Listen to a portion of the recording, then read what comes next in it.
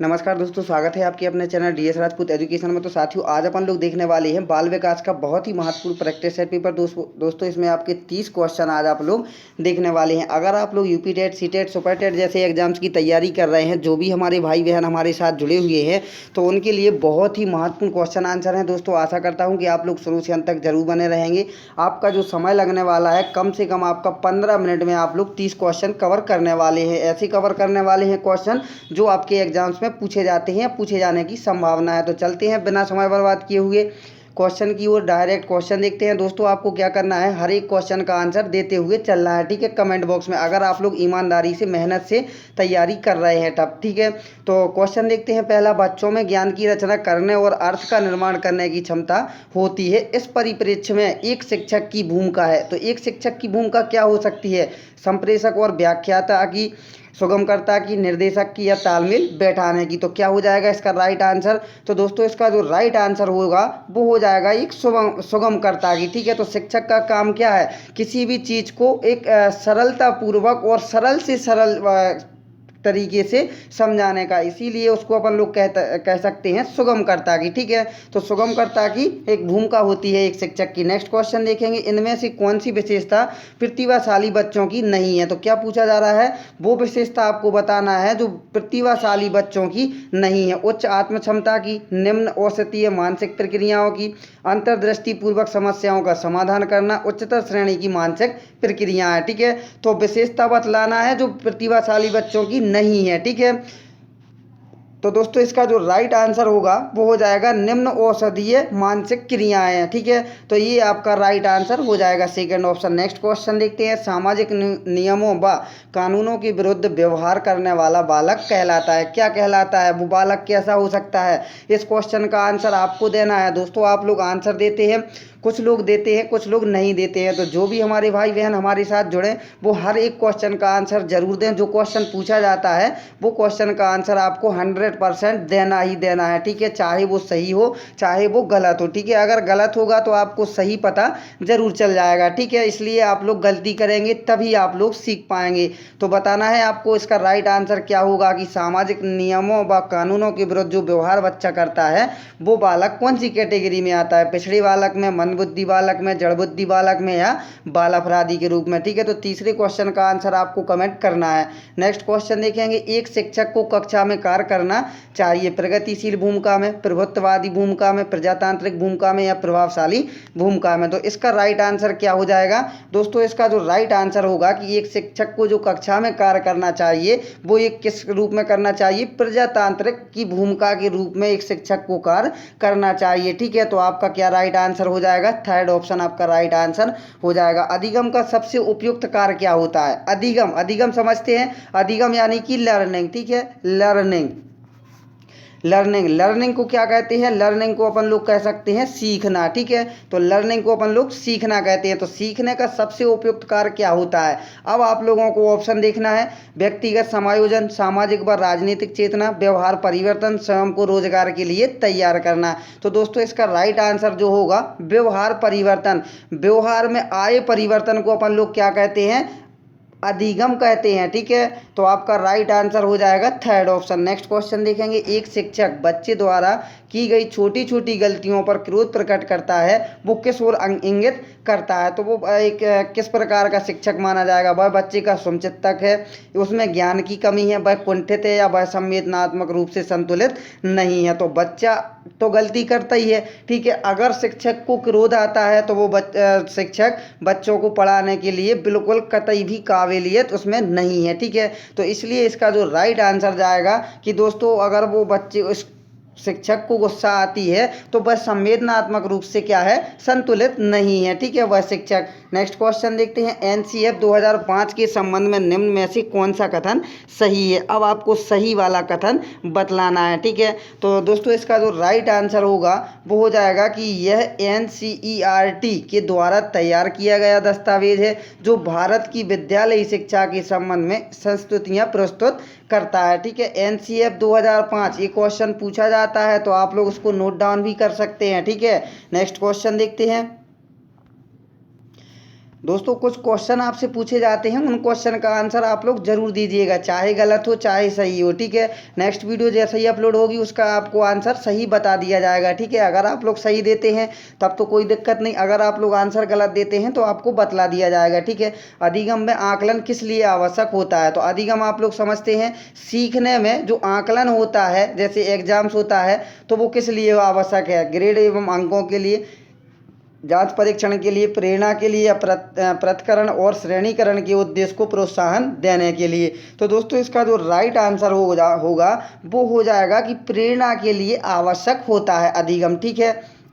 तीसरा वाला ऑप्शन आपका राइट आंसर हो जाएगा। नेक्स्ट क्वेश्चन देखते हैं, शानदार क्वेश्चन है, कौशल सीखने की पहली अवस्था है यथार्थता, कल्पनाशीलता, समन्वय या अनुकरण। दोस्तों आपको एक क्वेश्चन का आंसर भी पूछा गया था, 9 नंबर क्वेश्चन का भी आंसर आपको देना है, ठीक है। तो बताइएगा आप लोग इसका राइट आंसर क्या हो जाएगा। नेक्स्ट क्वेश्चन देखेंगे, मानसिक आयु के प्रत्यय का सर्वप्रथम प्रयोग किया गया था, किसके द्वारा? थार्नडाइक ने, गिलफोर्ड ने, स्पीयरमैन ने या विनय साइमन ने। तो मानसिक आयु की संप्रत्यय का जो सर्वप्रथम प्रयोग किया गया था दोस्तों, वो विनय और साइमन के द्वारा इसका प्रयोग किया गया था। और अगर आपसे क्वेश्चन पूछा जाए कि बुद्धि लब्धि का जो सूत्र होता है वो क्या होता है, तो उसका जो सूत्र होता है वो मानसिक आयु बटे वास्तविक आयु, ठीक है, इनटू आपका 100, ये आपका सूत्र होता है बुद्धि लब्धि का। इसका सर्वप्रथम प्रयोग किसने किया था? विनय साइमन ने किया था। नेक्स्ट क्वेश्चन, शैशवावस्था के लिए उत्तम शिक्षण विधि है, तो शैशवावस्था के लिए सबसे उत्तम शिक्षण विधि कौन सी है?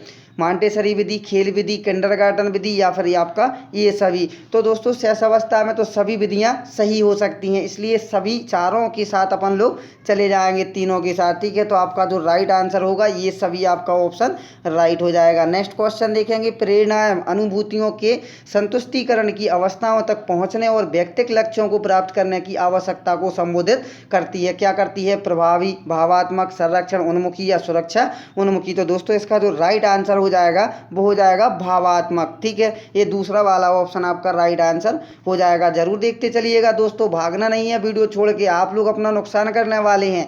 अगर आप लोग 13 क्वेश्चन देख करके भागते हैं, 7 क्वेश्चन देख करके भागते हैं, तो बाकी आप लोग नुकसान करने ही वाले हैं, ठीक है। तो जरूर देखिएगा दोस्तों, कुछ ना कुछ आपको सीखने को जरूर मिलेगा। अगर आपको वीडियो पसंद आती है तभी वीडियो को लाइक और चैनल को सब्सक्राइब कर लेना। अगर आपको नहीं आता है तो कोई दिक्कत नहीं दोस्तों, आप लोग बने रहिएगा जरूर हमारे साथ। निम्नलिखित में से कौन सा कारक जो है वो अधिगम को सकारात्मक प्रकार से प्रभावित करता है? अनुत्तीर्ण हो जाने का भय, सहपाठियों से प्रतियोगिता, अर्थपूर्ण संबंध, माता पिता की ओर से दबाव। तो दोस्तों इसका जो राइट आंसर होगा वो आपका अर्थपूर्ण संबंध आपका राइट आंसर हो जाएगा, ठीक है। तीसरा वाला विकल्प जो है वो आपका राइट आंसर हो जाएगा। नेक्स्ट क्वेश्चन देखेंगे, आकलन क्या है? आकलन तो आप लोग समझते ही होंगे, आकलन किस चीज़ का किया जाता है, आकलन क्या है, तो आप लोग भी समझते ही होंगे। ऑप्शन देखना है, आपको आंसर देना है। तो आकलन सीखने में सुधार का एक तरीका होता है दोस्तों। देखना, आप लोग जो नकल करते हैं, अगर आपने किसी का कोई भी कार्य करते हुए देखा है, अगर आप लोग करते हैं, आपसे गलत हो जाता है, अगर आपको कोई दिखाता है तो आप लोग क्या करते हैं? आकलन करते हैं, ठीक है। तो उसमें क्या होता है कि जो आपने गलती की है उस गलती को सुधार सकें, यानी कि सीखने में आपका जो सुधार है वो सीखने के सुधार का एक तरीका होता है। तो फोर्थ ऑप्शन आपका राइट आंसर हो जाएगा। नेक्स्ट क्वेश्चन देखेंगे, निम्नलिखित में से कौन सा एक कथन जो है वो समावेशन का सबसे अच्छा वर्णन करता है? तो कौन सा वर्णन करता है दोस्तों, आप लोग देखिएगा आंसर और बताइएगा। तो इसका जो राइट आंसर होगा वो हो जाएगा कि यह एक दर्शन है कि सभी बच्चों को नियमित विद्यालय प्रणाली में समान शिक्षा प्राप्त करने का अधिकार है, ठीक है। तो तीसरा वाला ऑप्शन आपको राइट हो जाएगा। दोस्तों जब भी आप लोग देखिएगा आपको बड़े लेंथी आपको ऑप्शन मिले, लेंथी क्वेश्चन मिले, अक्सर आपसे क्या होता है सी-टेट में इस प्रकार से क्वेश्चन पूछे जाते हैं। तो सी-टेट में जब भी इस प्रकार से क्वेश्चन पूछे जाएं तो चारों क्वेश्चन को अच्छे से पढ़िएगा, और जो क्वेश्चन सबसे सटीक हो, सबसे अलग हो, उसी को आपको आंख बंद करके राइट आंसर मार देना है। ठीक है, तो आप लोग समझ गए होंगे ऐसे क्वेश्चनों के साथ क्या करना है, क्योंकि ऐसे क्वेश्चनों में कंफ्यूज बहुत होते हैं। ठीक है, इसलिए आपको ऑप्शन देखना है और जो आपको बिल्कुल सटीक क्वेश्चन लगे, क्वेश्चन का आंसर लगे, ऑप्शन लगे, जो बिल्कुल सटीक लगे, सही लगे, उसी को आपको राइट आंसर देना है। ठीक है, नेक्स्ट क्वेश्चन देखेंगे। वंचित वर्ग की पृष्ठभूमि के बच्चों को शिक्षा प्रदान करने के लिए शिक्षक को क्या करना चाहिए? उन्हें लिखित कार्य दें, उन्हें बहुत सा लिखित कार्य दें, उनके विषय में अधिक जानकारी जुटाने का प्रयास करें, उन्हें कक्षा में होने वाली चर्चा में शामिल करें, या उन्हें कक्षा में अलग बिठाएं, या फिर उन पर ध्यान ना दें क्योंकि दूसरे विद्यार्थियों के साथ अंतःक्रिया नहीं कर सकते हैं। तो दोस्तों, जैसा कि हमने आपको कहा था कि इस प्रकार की क्वेश्चन में क्या करना है, देखा होगा आपने ये ऑप्शन जो बड़ा भी है और आपका बिल्कुल सटीक भी है। क्या कह रहा है कि उनके विषय में अधिक जानकारी जुटाने का प्रयास करें और उन्हें कक्षा में होने वाली चर्चा में शामिल करें, तभी बच्चों का क्या होगा, जो बुद्धि है, बुद्धि का विकास होगा और बच्चों में शिक्षा ग्रहण करने की एक जिज्ञासा उत्पन्न हो जाएगी। ठीक है, नेक्स्ट क्वेश्चन देखेंगे। 17 नंबर क्वेश्चन। निम्न में से कौन सी सामाजिक रूप से वंचित की समस्या नहीं है? सीखने के लिए प्रेरणा का अभाव, सृजनशीलता को पोषित होने के अवसर नहीं मिलना, या रहने के लिए स्वस्थ परिवेश का अभाव, या विद्यालय में पक्षपातपूर्ण वातावरण का सामना। इसका राइट आंसर क्या हो जाएगा?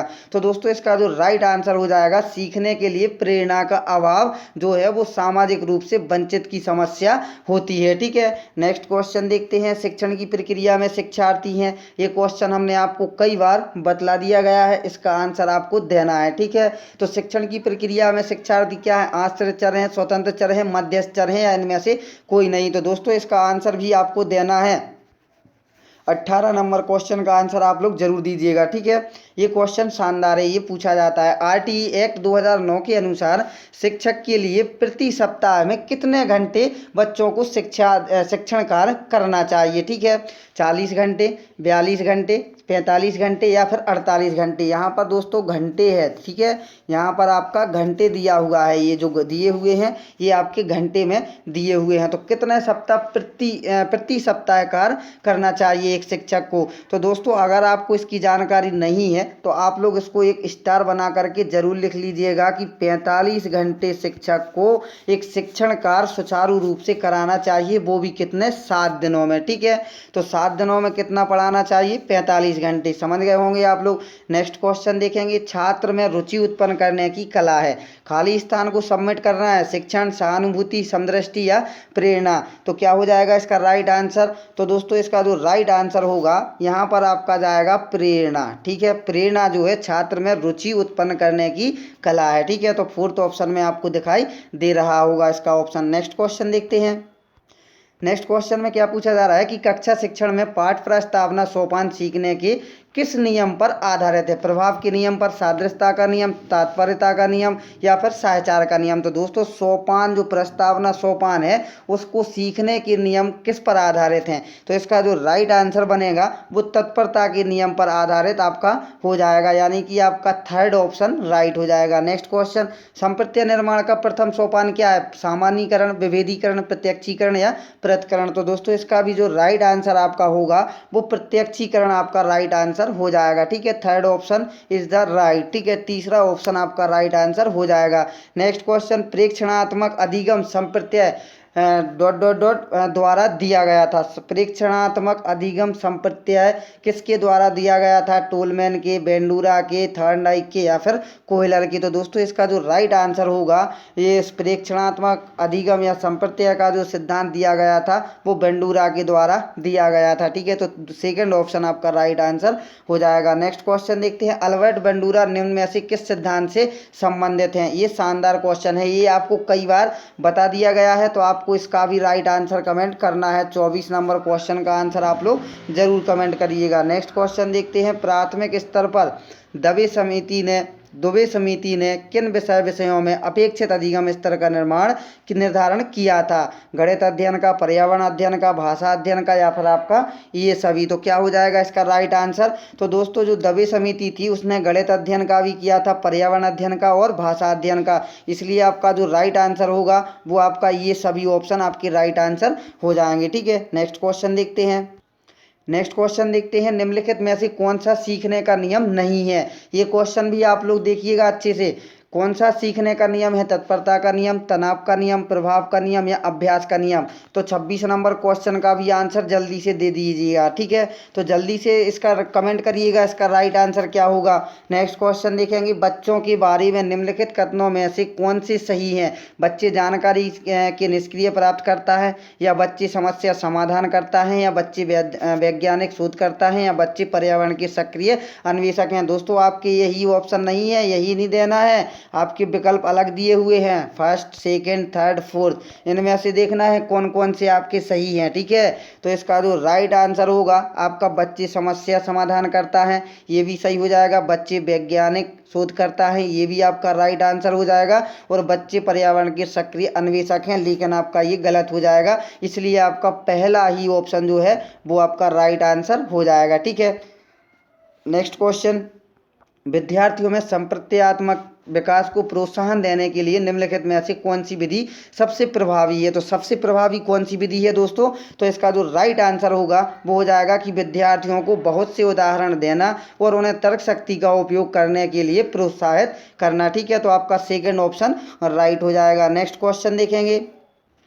नेक्स्ट क्वेश्चन में क्या पूछा जा रहा है, कोई शिक्षिका जो है वो अपने विद्यार्थियों को अध्ययन करने के लिए आंतरिक रूप से उत्प्रेरित करने के लिए कैसे प्रोत्साहित कर सकती है? तो किसी भी बच्चे को कैसे प्रोत्साहित करती है? ऑप्शन देखिएगा, आंसर दीजिएगा, ठीक है। जल्दी से बताइए इसका 29 नंबर क्वेश्चन का आंसर क्या होगा। तो दोस्तों इसका जो राइट आंसर होगा कि व्यक्तिगत लक्ष्य को निर्धारित करने और उनमें निपुणता पाने में उन्हें मदद देकर उन बच्चों को प्रोत्साहित कर सकते हैं, ठीक है। उनकी प्रगति में उनको आगे बढ़ा सकते हैं। नेक्स्ट क्वेश्चन और आज का लास्ट क्वेश्चन है, मनोविज्ञान का शिक्षा के क्षेत्र में सबसे बड़ा योगदान है विषय केंद्रित शिक्षा, शिक्षक केंद्रित शिक्षा, या क्रिया केंद्रित शिक्षा, या फिर बाल केंद्रित शिक्षा? तो इसका राइट आंसर सभी को पता होगा, बाल केंद्रित शिक्षा ही आपका राइट आंसर हो जाएगा, ठीक है। तो साथियों अगर आपको ये क्वेश्चन आंसर पसंद आए हों तो अगर आपने अभी तक वीडियो को लाइक और चैनल को सब्सक्राइब नहीं किया है तो जल्दी से वीडियो को लाइक और चैनल को सब्सक्राइब कर लें।